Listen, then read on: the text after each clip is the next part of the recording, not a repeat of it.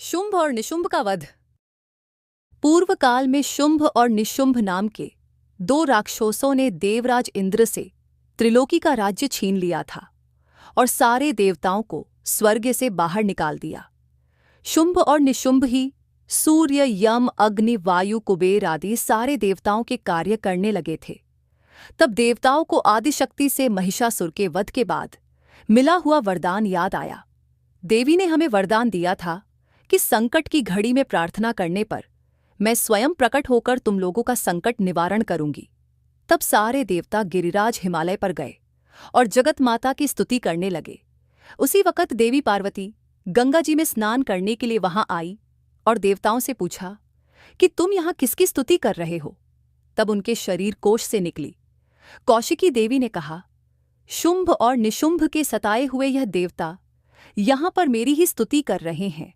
देवी पार्वती के शरीर कोश से निकलने के कारण इनका नाम कौशिकी पड़ा। उसके बाद देवी पार्वती का रंग काला पड़ गया और वे महाकाली के नाम से संसार में विख्यात हुई।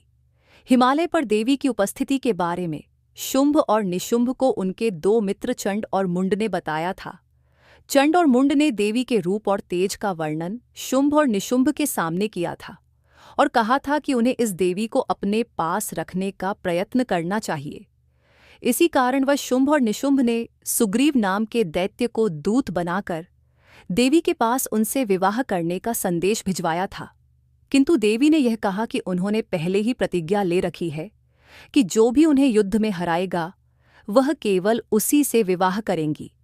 देवी की यह प्रतिज्ञा सुनकर शुंभ और निशुंभ को बड़ा क्रोध हुआ और उन्होंने धूम्रलोचन नामक उनके सेनापति को देवी को लाने के लिए हिमालय पर भेजा। देवी ने युद्ध में उस धूम्रलोचन का वध कर दिया। तत्पश्चात चंडमुंड और रक्तबीज नाम के दूसरे राक्षसों का भी देवी ने इस युद्ध में अंत कर दिया।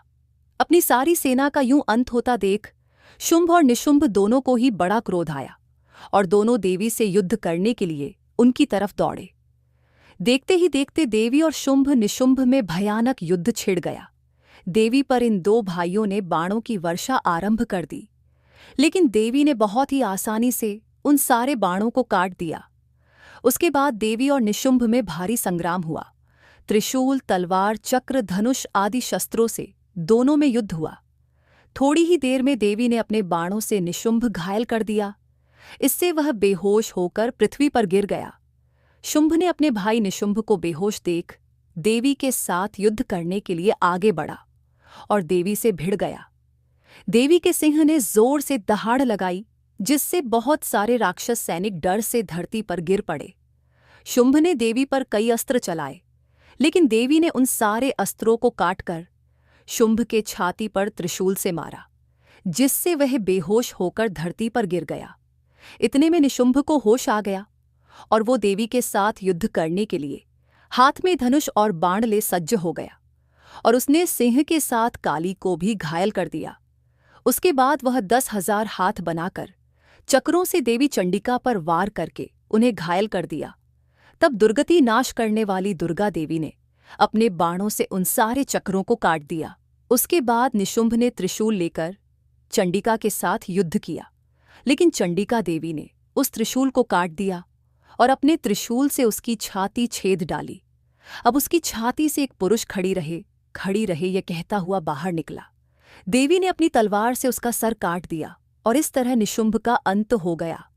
अपने भाई निशुंभ को युद्ध में मारा हुआ देखकर शुंभ को बड़ा क्रोध आया और उसने कहा, दुष्ट दुर्गे, तू बड़ी अभिमानी बनी फिरती है, दूसरी स्त्रियों का सहारा लेकर युद्ध भूमि में आई है।